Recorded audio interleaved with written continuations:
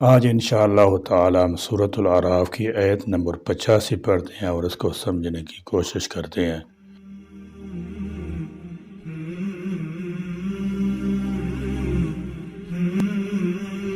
اعوذ باللہ من الشیطان الرجیم بسم اللہ الرحمن الرحیم وَإِلَىٰ مَدْيَنَ أَخَاهُمْ شُعَيْبًا قال يا قوم اعبدوا الله ما لكم من إله غيره قد جاءتكم بينة من ربكم فأوفوا الكيل والميزان ولا تبخسوا الناس أشياءهم ولا تفسدوا في الأرض بعد إصلاحها ذلكم خير لكم إن كنتم مؤمنين وَإِلَىٰ مَدْيَنَ اور ہم نے بھیجا مدین کی طرف اخاہم ان کے بھائی۔ مدین حضرت ابراہیم علیہ السلام کے بیٹے یا پوتے کا نام تھا، پھر انہی کی نسل پر مبنی قبیلے کا نام بھی مدین، اور جس بستی میں یہ رہائش پذیر تھے اس کا نام بھی مدین پڑ گیا۔ یوں اس کا اطلاق قبیلے اور بستی دونوں پر ہوتا ہے۔ یہ بستی حجاز کے راستے میں معان کے قریب ہے۔ انہی کو قرآن میں دوسرے مقام پر اصحاب الایکہ کے رہنے والے بھی کہا گیا ہے۔ ان کی طرف حضرت شعیب علیہ السلام نبی بنا کر بھیجے گئے۔ ہر نبی کو اس قوم کا بھائی کہا گیا ہے، جس کا مطلب اسی قوم اور قبیلے کا فرد ہے، جس کو بعض جگہ رسولا منہم یا من انفسہم سے بھی تعبیر کیا گیا ہے، اور مطلب ان سب کا یہ ہے کہ رسول اور نبی انسانوں میں سے ہی ایک انسان ہوتا ہے، جسے اللہ تعالیٰ جل شانہ لوگوں کی ہدایت کے لیے چن لیتا ہے اور انتخاب کر لیتا ہے، اور وہی کے ذریعے سے اس پر اپنی کتاب اور احکام نازل فرماتا ہے۔ شعیب کو قالا اس نے کہا یا قومی اے میری قوم اعبدو تم عبادت کرو اللہ کی ما نہیں ہے لکم تمہارے لیے من الہ کوئی معبود برحق غیرہ اس کے سوا قد تحقیق جاءتکم آ چکی تمہارے پاس بینۃ واضح دلیل۔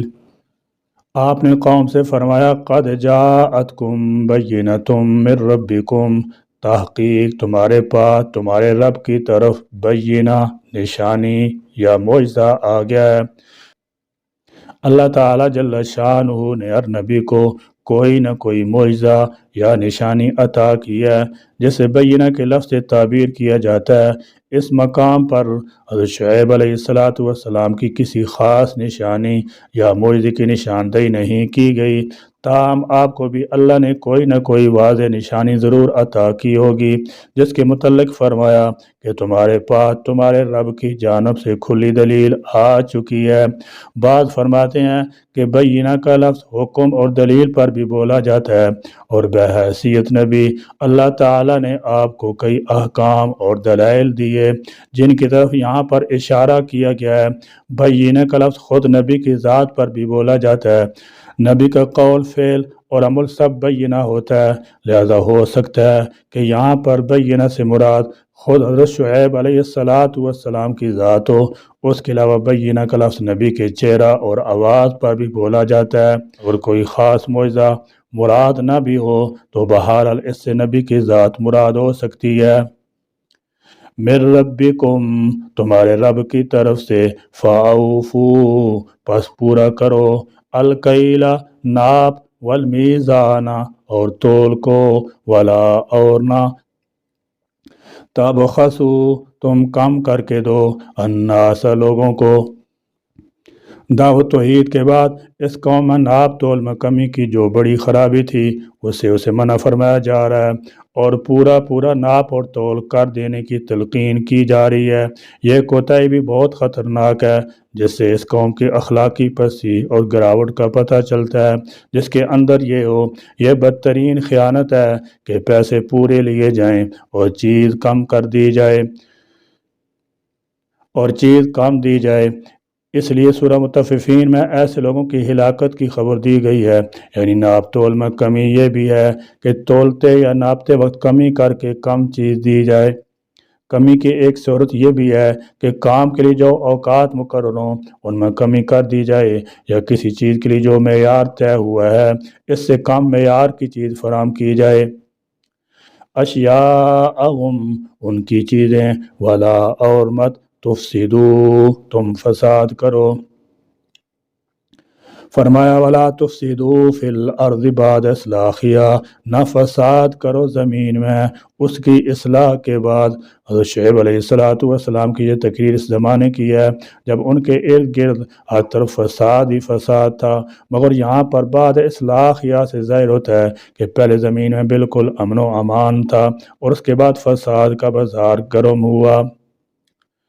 مفسرین کرام رحمۃ اللہ تعالی علیہ فرماتے ہیں کہ اصلاح سے مراد وہ اصلاحی پروگرام ہے جو اللہ تعالیٰ جل شانہ نے لوگوں کی طرف بھیجا۔ خداوند تعالیٰ اس سلسلے میں انبیاء علیہ السلام مبعوث فرمائے، کتابیں نازل فرمائیں، قانون اور شریعت دی تاکہ لوگ اس پروگرام پر عمل کر کے دنیا میں امن قائم کریں، مگر ان لوگوں نے اس پروگرام کی طرف توجہ نہ دی۔ ظاہر ہے کہ اس پروگرام کی آمد کے بعد جو شخص اس قانون کو توڑتا ہے اور اس کے خلاف چلتا ہے وہ باغی، شریر اور مفسد فی الارض ہے اور سزا کا مستحق ہے۔ فی الارض زمین میں، بعد اصلاحیہا اس کی اصلاح کے بعد۔ اصلاح اور فساد کا لفظ عام ہے، اس کا تعلق عقیدہ سے بھی ہے، اخلاق سے بھی ہے اور امن و امان سے بھی۔ یعنی توحید کی سچائی کے پھیل جانے کے بعد شرک و کفر کے اندھیرے کی طرف نہ بلاؤ۔ پچھلے پیغمبروں نے بہتر اخلاق سے امت کو آراستہ کیا تھا، تم اس کی جگہ بد اخلاقی کے مبلغ نہ بن جاؤ۔ جیسے ناپ تول میں کمی، امن و امان جو قائم ہے، لوگوں کو ڈرا دھمکا کر اور اہل ایمان کے خلاف تشدد کر کے اسے برباد نہ کرو۔ ذالکم یہ خیر بہت بہتر ہے، لکم تمہارے لیے، ان اگر کنتم ہو تم مؤمنین ایمان لانے والے۔ سیدنا شعیب علیہ السلام کا مرکز تبلیغ مدین کا علاقہ تھا۔ مدین کے علاقے حجاز کے شمال مغرب اور فلسطین کے جنوب میں بحر احمر اور خلیج عقبہ کے کنارے پر واقع تھا، اور جو تجارتی قافلے یمن سے ساحل سمندر کے ساتھ راستہ اختیار کر کے شام اور فلسطین جاتے، نیز جو قافلے مصر سے اسی غرض کے لیے جاتے ان کے راستے میں پڑتا ہے، بلکہ اس قوم کی بستیاں ان دونوں تجارتی شاہراہوں کے چوراہوں میں واقع تھیں، لہذا یہ علاقہ پورے کا پورا ایک تجارتی مرکز بن گیا تھا۔ اور مدین کے لوگ سیدنا ابراہیم علیہ السلام کے بیٹے مدیان کی اولاد سے تعلق رکھتے تھے، اسی نسبت سے انہیں آل مدیان اور ان کے علاقہ کو مدین یا مدیان کہا جاتا تھا۔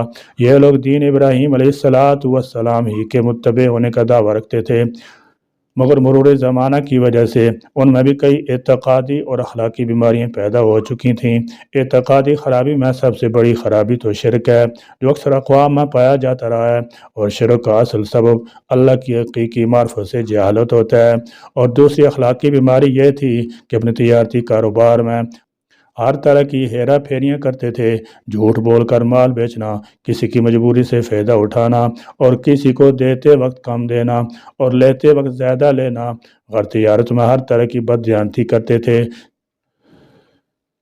چیز دیتے وقت ناپ یا تول میں کیا ہتھ کنڈے اختیار کی جا سکتے ہیں جس سے لینے والے کو معلوم بھی نہ ہو سکے کہ اسے مطلوبہ چیز کم ملی ہے، اور اس کے برعکس بھی یہ ایسے معروف طریقے ہیں جن سے ہماری قوم بھی خوب واقف ہے اور ان کی وضاحت کی ضرورت نہیں۔